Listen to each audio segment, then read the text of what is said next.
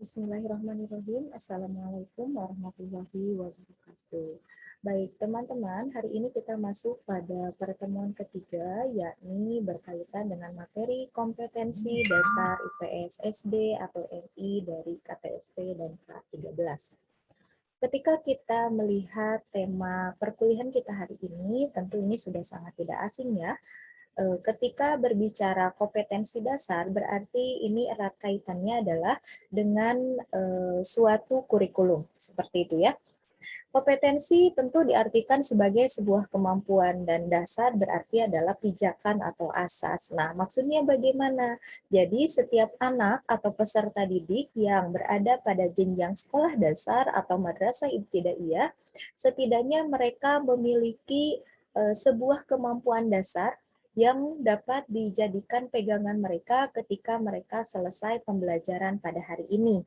Seperti apa yang telah kita bicarakan di pekan lalu, bahwa pada dasarnya pembelajaran IPS ini mengarahkan pada satu landasan, yakni tuntutan masyarakat. Nah, sekurang-kurangnya ketika peserta didik selesai melaksanakan kegiatan pembelajaran pada hari ini, maka mereka itu harus tercetak menjadi manusia yang siap berada di lingkungan masyarakat. Dilihat dari kegiatan pendidikan, tentu kita tidak bisa menyalahi aturan. Kenapa? Karena pembelajaran kita tentunya diatur oleh yang namanya sebuah kurikulum.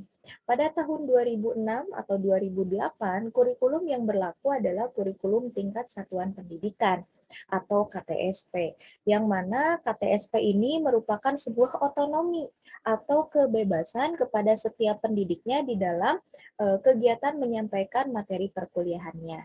Kemudian sejak tahun 2013 bahkan diberlakukan pada 2015 dan direvisi pada tahun 2017, kurikulum yang kita gunakan adalah kurikulum 2013 gitu ya. Nah, tentunya teman-teman sudah paham dengan ini. Baik, kita akan masuk pada materi. KTSP memandang bahwa kompetensi dasar ini merupakan sebuah pengetahuan, keterampilan, dan sikap minimal yang harus dicapai oleh siswa untuk menunjukkan bahwa siswa telah menguasai standar kompetensi yang telah ditetapkan. Oleh karena itulah, maka kompetensi dasar merupakan penjabaran dari standar kompetensi. Ya, kita juga sudah tahu kalau KAD ini turunan dari SI atau SK gitu ya. Kemudian di dalam 2013 atau kurikulum 2013, kompetensi dasar ini diartikan sebagai kompetensi setiap mata pelajaran untuk kelas yang diturunkan dari kompetensi inti, di mana kompetensi dasar adalah konten atau kompetensi yang terdiri atas sikap, pengetahuan, keterampilan yang bersumber pada kompetensi inti yang harus dikuasai peserta didik. Kompetensi tersebut dikembangkan dengan memperhatikan karakter peserta didik, kemampuan awal, serta ciri dari suatu mata pelajaran. Nah, di sini ada pembeda ya. Kalau ketika KTSP, yang lebih didahulukan itu adalah pengetahuan, keterampilan, dan sikap minimal. Sedangkan dalam kurikulum 2013, yang didahulukan itu adalah berbicara sikap dulu ya, kemudian pengetahuan, barulah keterampilan. Kenapa ini terjadi? Karena ini sesuai dengan tuntutan perkembangan zaman, yang mana pada nyatanya bahwa kemampuan peserta didik ketika diberlakukan kurikulum tingkat satuan pendidikan, yang terlihat atau output yang diharapkan adalah siswa memiliki sisi pengetahuan atau kepintaran. Sedangkan pada masa sekarang, bukan berarti kepintaran menjadi sesuatu yang dinomorduakan, tetapi yang paling penting adalah di mana anak itu memiliki attitude, memiliki moral, memiliki etika yang baik, karakter yang baik, sehingga ini menjadi sebuah cerminan bagi masyarakat berbangsa Indonesia. Seperti itu ya. Kemudian syarat di dalam merumuskan kompetensi dasar, mungkin teman-teman juga sudah belajar pada mata kuliah kurikulum, bahwa syaratnya itu adalah rumusan tujuan yang dibuat harus berpusat pada siswa atau yang disebut dengan holistik ya, sehingga mengacu kepada perubahan tingkah laku subjek pembelajaran, yaitu siswa sebagai peserta didik. Ingat bahwa ketika kurikulum 2013 diberlakukan, kemudian kurikulum KTSP juga diberlakukan, maka satu-satunya pusat atau subjek pembelajaran adalah siswa. Jadi siswa ini bukan lagi diposisikan sebagai objek, melainkan sebagai subjek. Sehingga kita sebagai seorang pendidik ini posisinya adalah sebagai motivator atau fasilitator. Kemudian, rumusan kompetensi dasar ini harus mencerminkan tingkah laku operasional, yaitu tingkah laku yang dapat diamati dan diukur yang dirumuskan dengan menggunakan kata-kata operasional. Nah, kita juga sudah sangat tahu ya, bahwa KD ini harus terukur. Seperti apa contohnya? Misalnya, ketika teman-teman mengambil kata kerja, menjelaskan. Nah, kalau berbicara menjelaskan itu berarti terukur ya, ada sesuatu yang harus dibicarakan. Kemudian menyebutkan. Nah, ini juga kalau menyebutkan berarti lebih dari satu, gitu. Itu kan terukur. Nah, kemudian menghitung, kemudian membacakan. Nah, itu adalah kata kerja operasional atau KKO. Teman-teman silakan cari saja KKO dalam taksonomi Bloom ya, edisi revisi menurut Anders ya. Kemudian rumusan kompetensi dasar juga harus berisikan makna dari pokok bahasan atau materi pokok yang akan diajarkan pada saat belajar mengajar. Nah, ketika teman-teman nanti melaksanakan kegiatan pengajaran atau bagi teman-teman yang sudah mengajar, tentunya ketika Anda mau mengajar itu tidak elok rasanya ketika Anda menyebutkan nama mata pelajaran pada saat ini. Tetapi yang harus Anda bacakan adalah makna pokok dari bahasan kita pada hari ini atau materi pokok yang akan kita belajarkan pada hari ini itu apa. Nah, itu yang harusnya disampaikan. Sehingga nanti tujuan pembelajarannya bisa tercapai seperti itu. Nah, selanjutnya kompetensi dasar ini harus memerhatikan 4 rumusan utama. Pertama, bahwa yang namanya KD ini harus memiliki keluasan atau meluas. Maksudnya bagaimana? Jadi KD ini tentu harus mampu menggambarkan satu keluasan di dalam pembelajaran yang memang sifatnya tidak menukik hanya pada satu kompetensi saja, gitu ya. Kemudian yang kedua, seimbang. Maksudnya seperti apa? Jadi antara yang dibelajarkan dengan apa yang berada di lapangan atau berada di kehidupan nyata itu sifatnya harus saling mengikuti atau seimbang ya, sama. Dan bahkan kompetensi dasar ini tidak bisa mengkubu-kubukan atau membeda-bedakan bagi anak yang lebih pintar atau mohon maaf bagi anak yang berada di kemampuan bawah gitu. Kemudian yang ketiga adalah relevan. Nah, maksud relevan di sini bagaimana? Jadi adanya kesesuaian antara materi yang dibelajarkan pada saat ini, kemudian dengan materi yang akan dibelajarkan kemudian hari atau mungkin di kelas berikutnya karena sifatnya berkelanjutan, ditambah lagi sesuai dengan lingkungan tempat tinggal mereka masing-masing. Ya, apalagi kalau pembelajaran IPS ya hematnya. Kemudian kompetensi dasar ini juga harus memiliki berbagai macam perbedaan. Maksudnya bagaimana? Karena kompetensi dasar ini lebih mengarahkan pada satu pencapaian kompetensi tertentu, ya, atau mengarahkan kepada 3 pencapaian kompetensi tertentu, sehingga di dalam muatan atau kajian pernyataannya itu harus ada perbedaan yang membedakan berdasarkan jenjang usia si peserta didik atau jenjang pendidikannya si peserta didik. Jadi itulah kompetensi dasar memang harus dirumuskan berdasarkan 4 syarat ini. Kemudian selanjutnya, prinsip-prinsip dari yang tadi sudah kita belajarkan, menurut pandangan Hamzah Uno juga mengatakan bahwa yang namanya KD itu bersifat meluas adalah di mana si peserta didik ini juga bisa mengembangkan ya atau bisa memiliki kesempatan di dalam mengembangkan pengalaman tentang pengetahuan mereka, kemudian keterampilan mereka, sikap, nilai yang keterkaitan pada saat pembelajaran berlangsung gitu ya. Kemudian prinsip yang kedua adalah seimbang. Artinya di mana setiap peserta didik ini memiliki kemampuan untuk mencapai suatu pembelajaran berdasarkan alokasi yang efektif gitu ya. Kemudian yang ketiga relevan. Nah, maksudnya adalah setiap kompetensi yang terkait dalam pembelajaran ini menyiapkan si peserta didik untuk meningkatkan mutu kehidupan melalui kesempatan pengalamannya.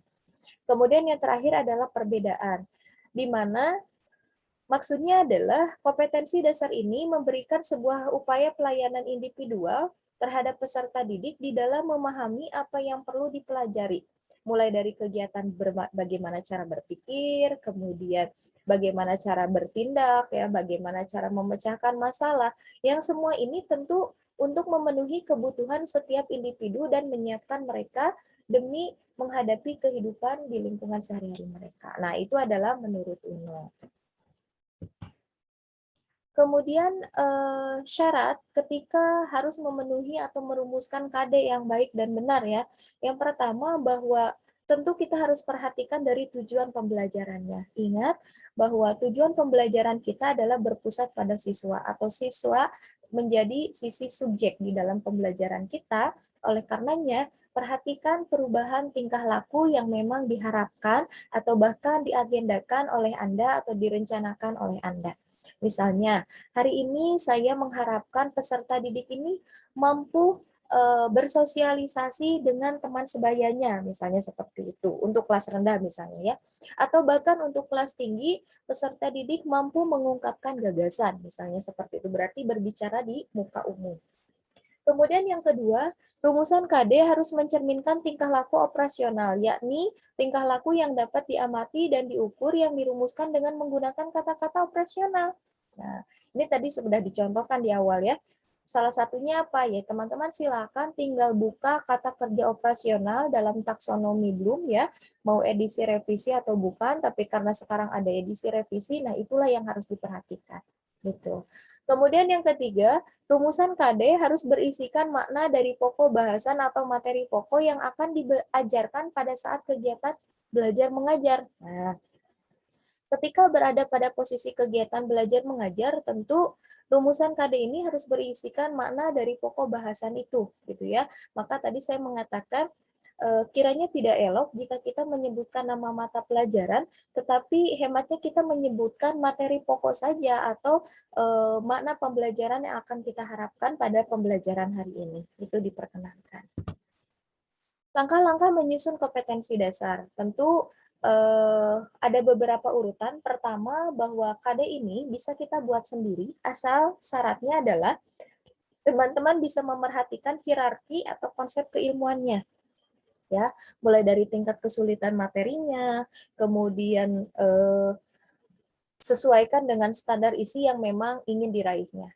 Kemudian yang kedua, keterkaitan antara standar kompetensi dan kompetensi dasar dalam mata pelajaran. Jadi antara SK dengan KD itu memang harus ada irisan atau harus berkaitan.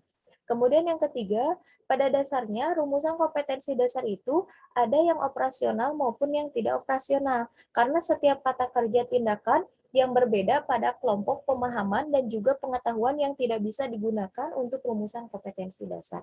Jadi ada beberapa rumusan KD yang memang secara operasionalnya ini tidak bisa dioperasionalkan atau tidak bisa terukur seperti itu ya. Misalnya seperti apa? Mengetahui. Nah, kalau mengetahui kan hematnya sebetulnya masih kurang bisa terukur atau mengobservasi. Observasi itu kan tidak bisa terukur dengan hitungan angka, melainkan dengan bukti keterlaksanaan atau tidak keterlaksanaan, misalnya seperti itu. Kemudian yang selanjutnya, ketika teman-teman menyusun kompetensi dasar juga, pastikan bahwa kita ini mampu menjabarkan kompetensi atau kemampuan yang ingin diharapkan. Contohnya seperti ini, kemampuan apa saja yang harus dimiliki siswa agar standar kompetensi ini dapat dicapai gitu ya. Maka jawabannya adalah Anda tentu harus memahamkan pada 3 ranah, yakni ranah pengetahuan, sikap, dan keterampilan. Jika yang Anda harapkan adalah berbicara pengetahuan, berarti sekurang-kurangnya anak mampu menyebutkan, gitu kan? Tapi kalau berbicara sikap, berarti sekurang-kurangnya anak mampu mencontohkan. Atau berbicara keterampilan, berarti anak mampu mengimplementasikan, misalnya seperti itu. Nah, barulah setelah itu Anda boleh menuliskan rumusan kompetensi dasarnya, gitu ya. Baik, teman-teman, di sini saya menuliskan tugas. Silakan Anda nanti buat atau bagi kelompok menjadi 6 kelompok ya, di mana kelompoknya ini terdiri dari 5 sampai 6 orang. Jika di kelasnya terlalu sedikit, maka hematnya mungkin 4 sampai 5 orang, itu bisa ya. Diskusikan cakupan kompetensi pembelajaran mulai dari kelas 4, 5, dan 6 dalam kegiatan bekerja kelompok, di mana pengerjaannya nanti kelompok 1 itu mengamati KD apa saja sih yang ada pada kurikulum 2013 dan kurikulum tingkat satuan pendidikan. Itu semester 1. Kemudian kelompok 2 untuk semester 2-nya, kemudian kelompok 3 kelas 5 semester 1, kelompok 4 kelas 5 semester 2, kelompok 5 kelas 6 semester 1, dan kelompok 6 adalah kelas 6 semester 2. Jadi tugasnya saya ulangi kembali, teman-teman nanti cari dan tuliskan KD yang ada pada kurikulum tingkat satuan pendidikan atau KTSP dan kurikulum 2013. Setelah itu bedakan ya, apa yang tidak ada atau apa yang membedakan dari dua kurikulum itu. Ya, apa yang membedakan dari dua kurikulum itu. Nah, tugas ini nanti teman-teman kita analisis atau kita presentasikan ya di depan kelas di pekan depan. Kiranya demikian teman-teman. Terima kasih banyak. Selamat mengerjakan. Akhirul kalam. Wassalamualaikum warahmatullahi wabarakatuh.